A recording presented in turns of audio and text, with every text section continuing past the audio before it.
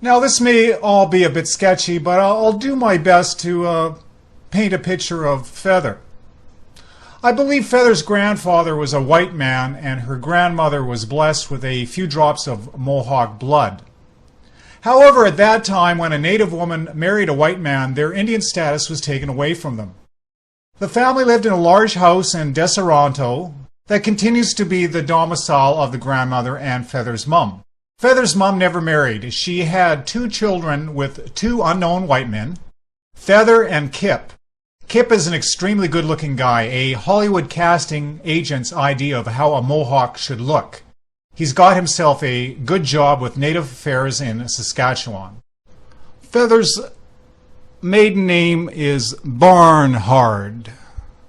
She looks more like her German ancestors and in fact has a very Teutonic demeanor. Her face is always on the ready to express disapproval. Feather married a white man and has 2 beautiful teenage Amazonian-type daughters. They're really hot.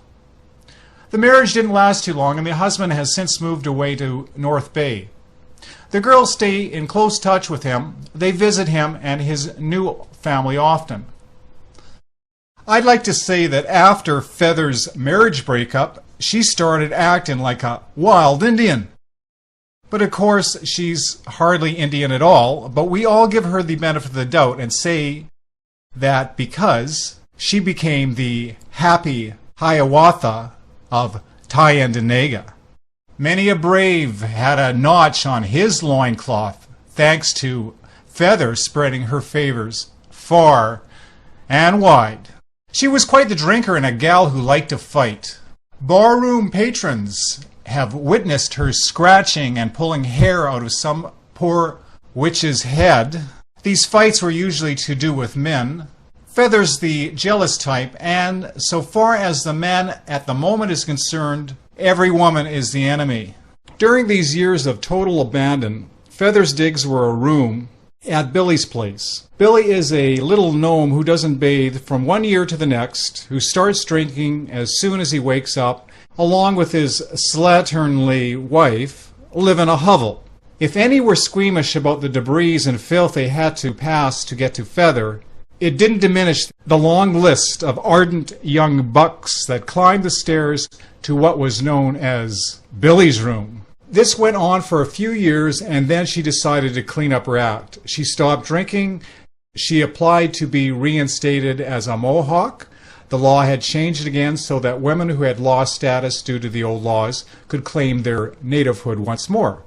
A crazy aside of all these crazy laws, she got status and her daughters also got it, but only until they are 18, unless they marry natives, and that's hardly likely. Feather says that native guys are too promiscuous. She bought a house on the reserve. She hooked up with another white guy who moved in with her. He finished the construction on her house.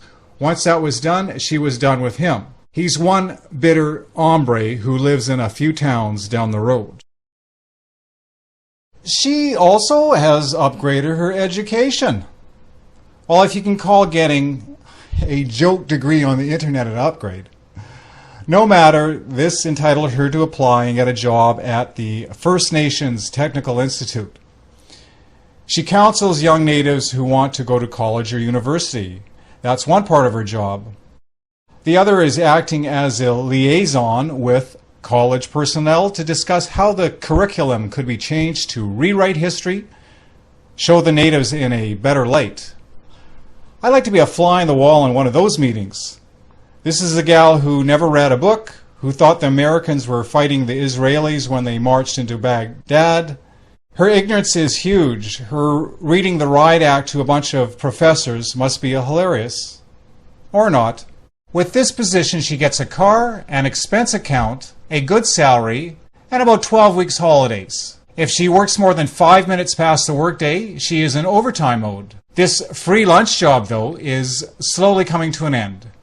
She's been cut to 4 days a week, and it's only a matter of time before someone at Indian Affairs realizes that the Institute is a total bust. A white man started the Institute, and when he ran it, it was a going concern with a little bit of business making money as an offshoot. of the training and know-how the organization provided. However, in his infinite wisdom, the chief fired him saying he was stealing money. After the white guy left, and he got a huge settlement for defamation of character, he didn't steal a penny. All the business fell apart. Although Feather is very anti-drink these days, she met and was attracted to Pepper in a bar. Pepper too has done a lot of work in her home. New hardwood floors, new kitchen, etc.